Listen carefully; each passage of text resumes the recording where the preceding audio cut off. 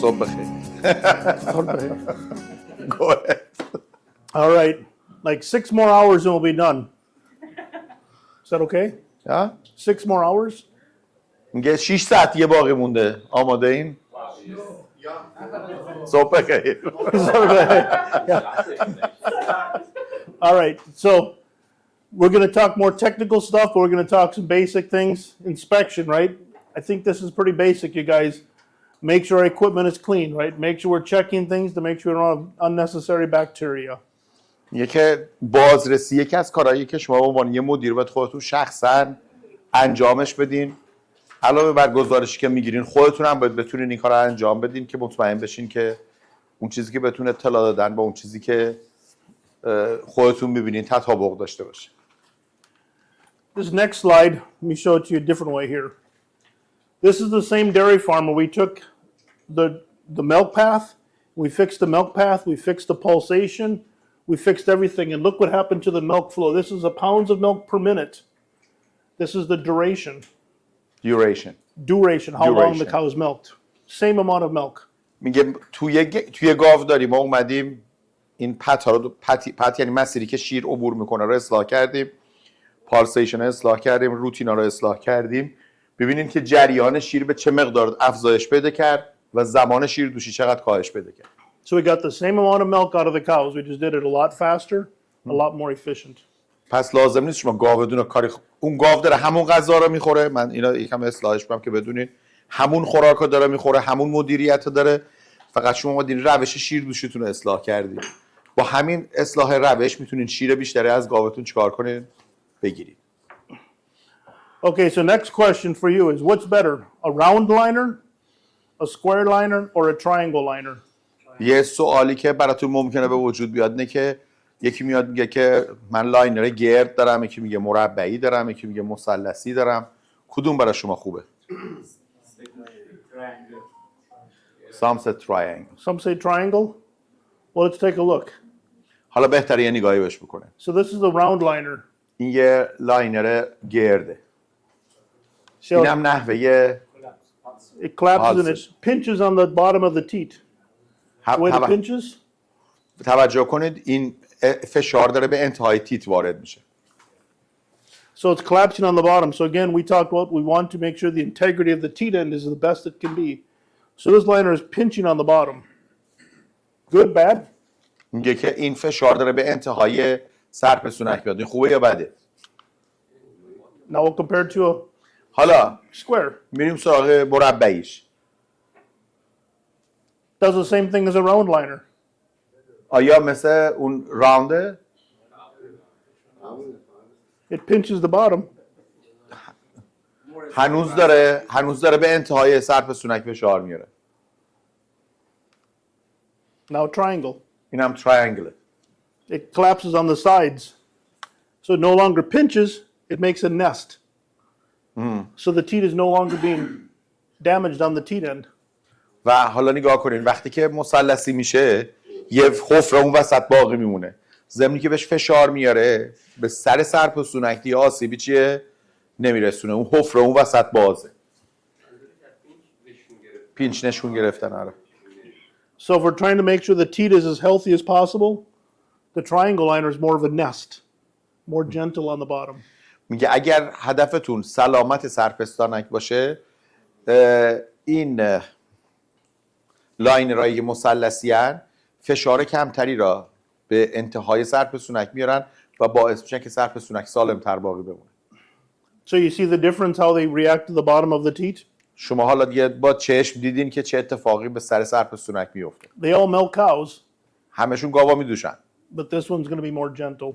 ولی اگه شما بخواید سرپسونک‌های گاوتون سالم بمونه این مثلثی‌ها بهترن. هست تو ایران؟ بله. من نمیدونم. So again, now we're going to talk about vented versus non-vented again. Anytime we can put a vent here or here, we drive the milk away from the teat, make the teat dry. میگه که هر چقدر که ونتو به بالای لاینر منتقل کنین بهتره، ولی اونایی هم که در انتهای لاینر بازم اون یا وسط لاینر اون ونتشون قرار میگیره اونا بازم کارشون خوب انجام میدن. هنوز قابل قبوله. Let me ask you a question. چند نفر از این لاینرهای مثلثی استفاده کردن یا میکنن؟ هست نمیخرین یا اینکه نیست نمیخرین یا اینکه گرون؟ شلمون رو باید عوض کنیم. I ask how many uses the triangle and why they didn't use it. بعضی موقع ما قبلا داشتیم شلش هم بوده مثلثی هم بوده به اصطلاح لاینرش. تا بعضی موقع مثلا دیدیم که موقع عوض کردن لاینر موجودی نداره. وقتی پیش میاد فاصله میافتاد ما این قضیه تولید داخل که نیست که. The supplying the triangle it's limited compared to the round one and Sure. and this is the reason they have to change the shell. So if they change the shell and there is no supply for the Yep, you got to do it all. liners, You don't have to have a triangle liner to milk cows. It's just like the insurance policy. میگه که شما لزوما حالا حتما نباید این مثلثی باشه ولی اگه بخواید کاراتون یه مقداری اطمینانتون رو بریم بالا بریم به سمت این مثلثی ها بهتره. Yep. The triangle again just much gentler on the bottom of the teat. Everything is about the teat end to me. If you can fix the teat end, life is good. میگه برای شما و ما به عنوان کارشناس اون ته سر سونک مهمه که آسیب نبینه. اگه به اون آسیب نذاریم خیلی از مشکلاتی که باش مواجه بشین نمیشین. So we're going to look at this video again just to talk about you can see how the back flush on the teat. You could probably go through this pretty quick, but Okay. it's good video. میگه ویدیو جالبه. You can really see the difference.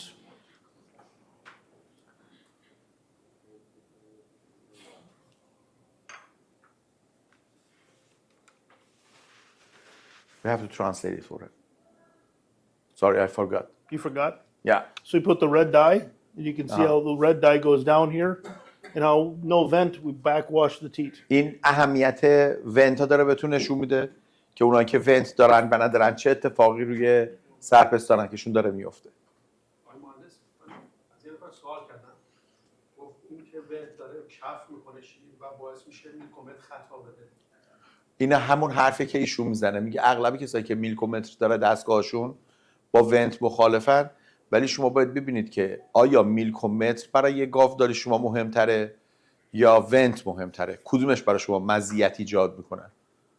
ما یه بار یا دو بار که رکورد داریم اون ولی باقیش He said when he said the companies who making these machines they complain against the vents because of the bubbles it's making. It's not measuring the milkometers do not measure very well. Yep. He said we have 1 or 2 times a month maybe we want to make a milk record. For the rest we do not need it very seriously. Yep. So That's a big problem in the US too. The companies that don't sell the vent always complain about that. میگه اونایی که شرکتایی که ونت ندارن همیشه توصیه میکنن که این خوب نیست چون دستگاه میلکومتر کار نمیکنن. If there's a will to make it, if you want it to work, you can make it work. اگه بخواین میشه تنظیمش کرد که Yep. میلکومترتون هم کار بکنه. مهندس میلکومتر کار میکنه خطا میده آقای مهندس. There are some errors In the reading, in the reading the volume of the. yeah. Once you make the calibration change, you can make it perfect. میگه شما بیاین کالیبرش بکنین، کالیبره که شد وقت میدونین که عددی که میخونین واقعی چقدر.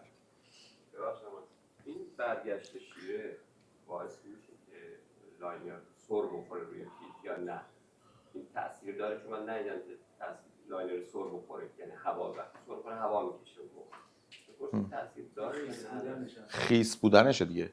He said that when we don't have a vent, the milk back to the teat and make it wet. Does it make the slippery so then the liner move? Yes. Yep. It makes it slippery, the milk. Again, think of the calf in the pasture milking the cow. Is the vent here or is it back here?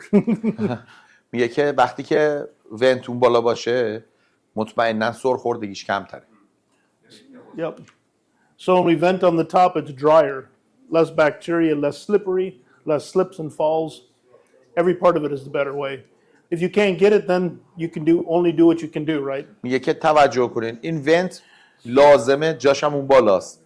حالا هر چقدر ازش فاصله بگیرین از مزیتش کم میشه ولی حالا باید ببینین ونت برای شما مهمه یه چیز دیگه مهمه.